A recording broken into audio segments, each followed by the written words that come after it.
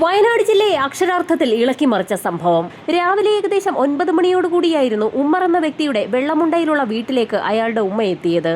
പതിവിന് വിപരീതമായി വാതിൽ അടച്ചിട്ടിരിക്കുന്നത് കണ്ടപ്പോൾ ഉമ്മയ്ക്ക് എന്തോ സംശയം തോന്നി. സാധാരണയായി അതിരാവിലെ തന്നെ എഴുന്നേറ്റ് തന്റെ ജോലികൾ പൂർത്തിയാക്കാറുള്ള ഉമ്മർ ഇന്ന് എന്തുകൊണ്ടാണ് എഴുന്നേൽക്കാത്തതെന്ന് ഉമ്മയ്ക്ക് സംശയം തോന്നി. വാതിലിൽ തട്ടി വിളിച്ചിട്ടും അകത്തുനിന്നും ആളനക്കമുണ്ടാകാത്ത സാഹചര്യത്തിൽ ആ കാഴ്ച ശ്രദ്ധിച്ചുകൊണ്ടിരുന്ന അയൽക്കാർക്കും ചില സംശയങ്ങളൊക്കെ തോന്നി. ഇളയ മകൻ ഉമ്മറിന്റെയും ഫാത്തിമയുടെയും വിവാഹം കഴിഞ്ഞിട്ട് 2 മാസം മാത്രമേ ആയിട്ടുള്ളൂ. മധുവിധുകാലമായതുകൊണ്ട് തന്നെ മകനെയും മരുമകളെയും ശല്യം ചെയ്യാതെ തന്റെ മൂത്ത മകന്റെ വീട്ടിലേക്ക് ആ ഉമ്മ പോയി നിൽക്കാറുള്ളത് പതിവാണ്. പ്രധാന വാതിലിൽ തട്ടി വിളിച്ചിട്ടും വാതിൽ തുറക്കാത്ത സാഹചര്യത്തിൽ ഉമ്മ വീടിന്റെ പിൻഭാഗത്തേക്ക് പോയി. ആ സമയത്തായിരുന്നു അടുക്കളവാതിൽ തുറന്നു കിടക്കുന്നത് അവരുടെ ശ്രദ്ധയിൽപ്പെട്ടത്. അടുക്കളവാതിലിലൂടെ അകത്തേക്ക് കയറിയ ഉമ്മ പ്രധാന ഹാളിലെത്തിയപ്പോഴായിരുന്നു പെട്ടെന്ന് ഭയന്ന് നിന്നു പോയത്. ഹാളിന്റെ ഒത്ത നടുക്കായി ഒരു സ്ത്രീരൂപം കമിഴ്ന്നു കിടക്കുന്നു. ആ സ്ത്രീയുടെ ശരീരത്തിലും ആ പ്രദേശവുമാകെ മുളകുപൊടി വാരി വിതറിയിട്ടുണ്ട്. സംശയം തോന്നിയ ഉമ്മ ആ രൂപം ഒന്ന് മറിച്ചിടാൻ ശ്രമിച്ചപ്പോഴായിരുന്നു ആ സ്ത്രീരൂപത്തിന്റെ ശരീരത്തിൽ നിന്നും കഴുത്ത് വേർപെടുന്നത് ഉമ്മയുടെ ശ്രദ്ധയിൽപ്പെട്ടത്. ഭയന്നു പോയ ഉമ്മ നിലവിളിച്ചുകൊണ്ട് പിന്നിലേക്ക് മാറിയപ്പോഴായിരുന്നു അത് തന്റെ മരുമകൾ ഫാത്തിമ ശരീരമാസകലം വെട്ടേറ്റ നിലയിൽ കിടക്കുകയാണെന്ന് ആ സ്ത്രീക്ക് വ്യക്തമായത്. എന്ത് ചെയ്യണമെന്നറിയാതെ ആ സ്ത്രീ അലറി വിളിച്ച് കരഞ്ഞു തുടങ്ങി. കരച്ചിൽ കേട്ടുകൊണ്ട് നാട്ടുകാരൊക്കെ ഉമ്മറിന്റെ വീട്ടിലേക്ക് ഓടിയെത്തുകയും ചെയ്തു. അടുക്കളവാതിലിലൂടെ അകത്തേക്ക് പ്രവേശിച്ച നാട്ടുകാരിൽ ചിലർ പ്രധാന ഹാളും കടന്ന് ബെഡ്റൂമിനുള്ളിലേക്ക് കടന്നു. ഈ സമയത്തായിരുന്നു നടുക്കുന്ന മറ്റൊരു കാഴ്ച അവരുടെ ശ്രദ്ധയിൽപ്പെടുന്നത്.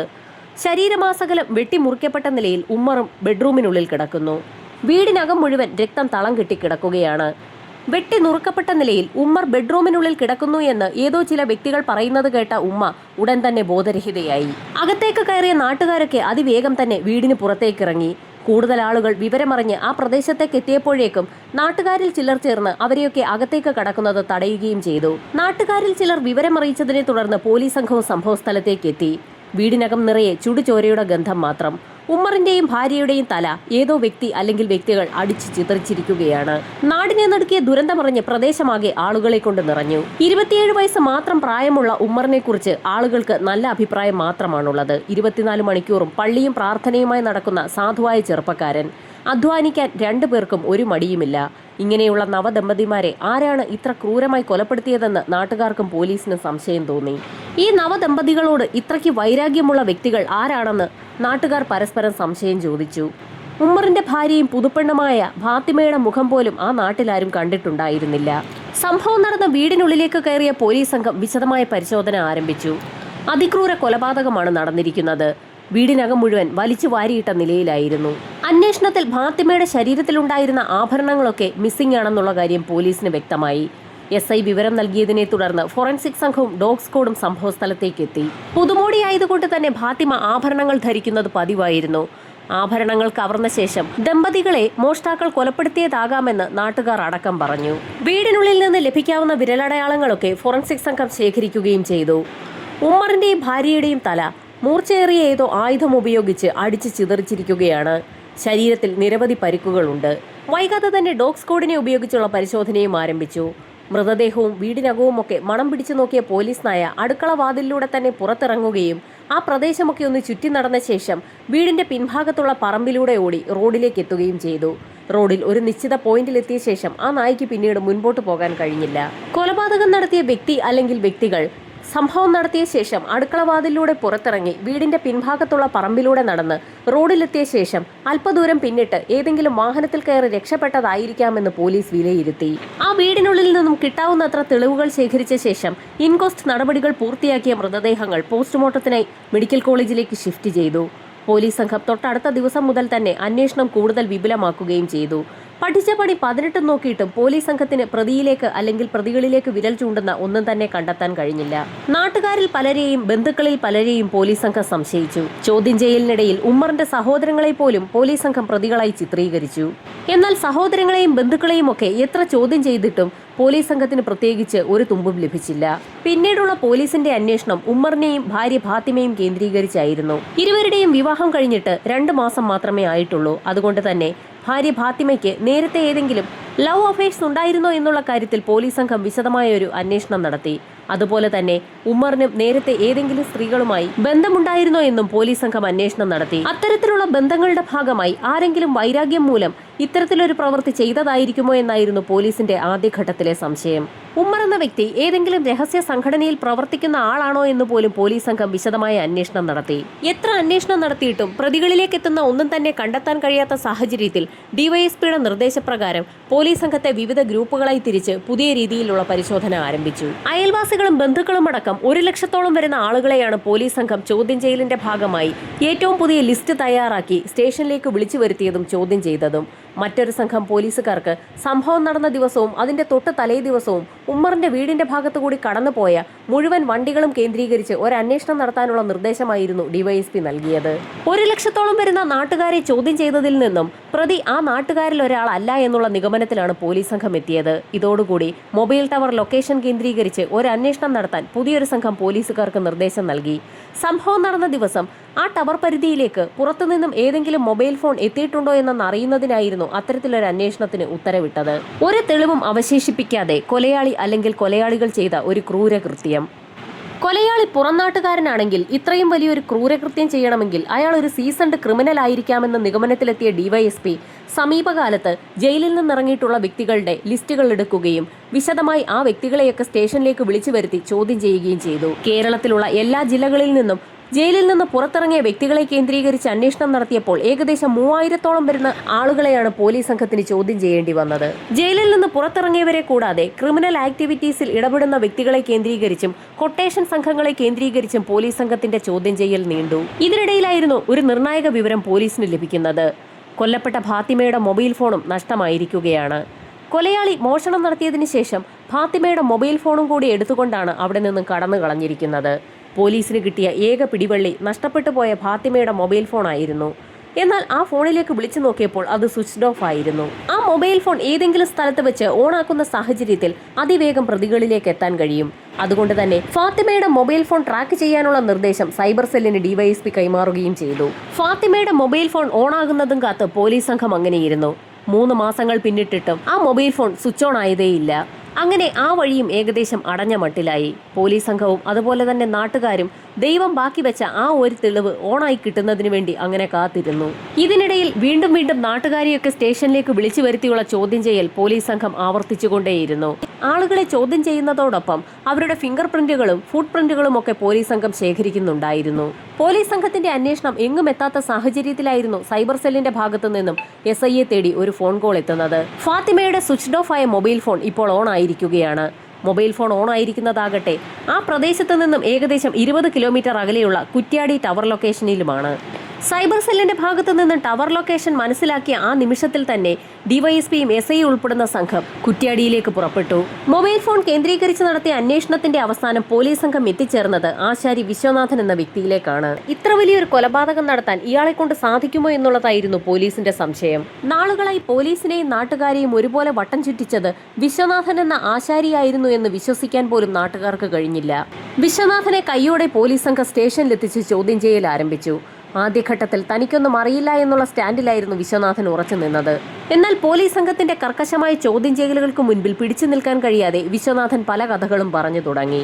വിശ്വനാഥന് ഒരു വിചിത്ര സ്വഭാവമുണ്ട്. പകൽ ആശാരിപ്പണികൾ ചെയ്യുകയും രാത്രികാലങ്ങളിൽ ഇരുട്ടിന്റെ മറവു പറ്റി പല വീടുകളുടെയും ഭാഗങ്ങളിലെത്തി കിടപ്പറ രഹസ്യങ്ങൾ ഒളിച്ചിരുന്ന് കാണുക എന്നുള്ളത് വിശ്വനാഥന്റെ ഒരു സ്വഭാവമാണ്.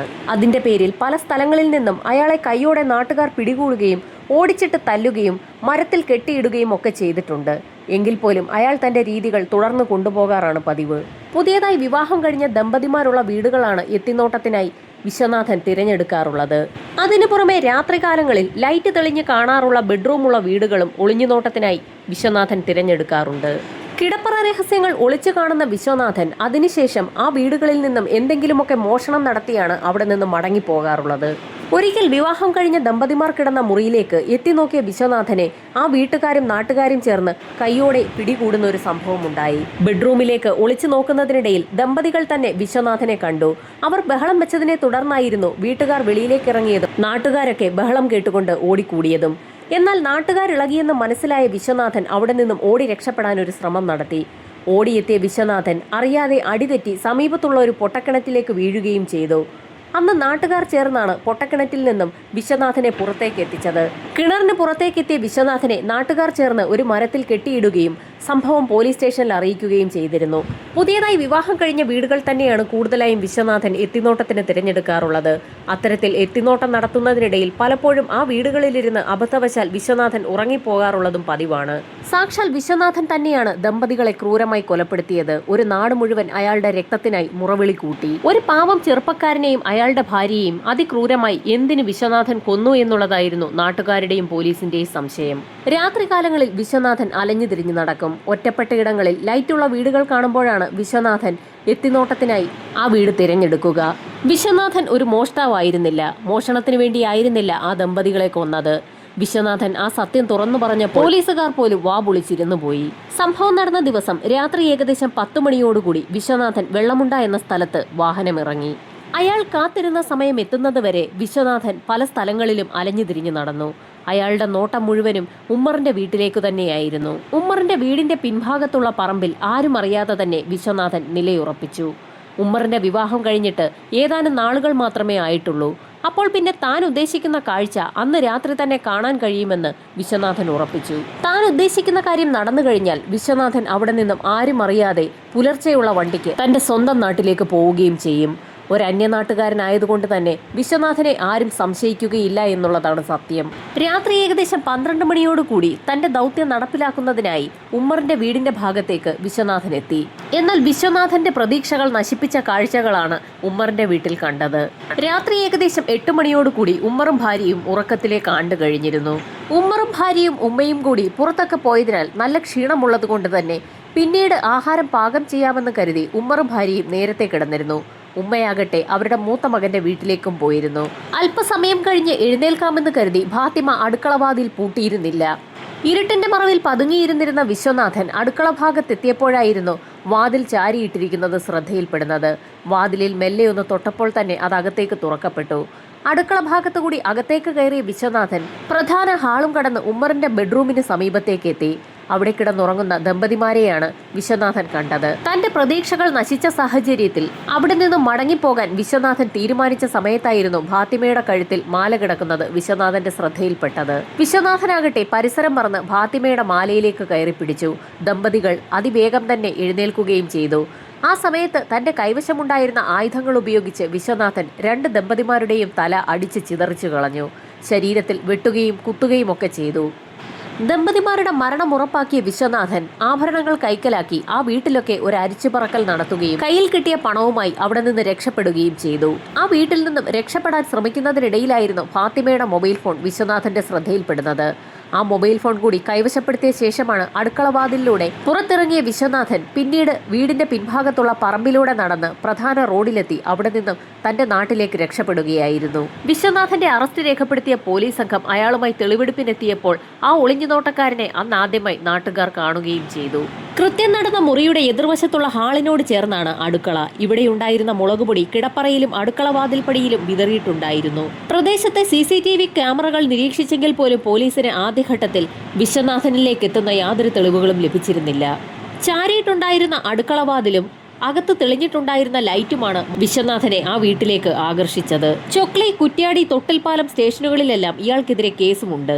ഇടയ്ക്കിടെ മാനന്തവാടിയിലെത്തി ലോട്ടറി ടിക്കറ്റുകൾ വാങ്ങി വിൽക്കുന്ന പരിപാടിയുമുണ്ട്.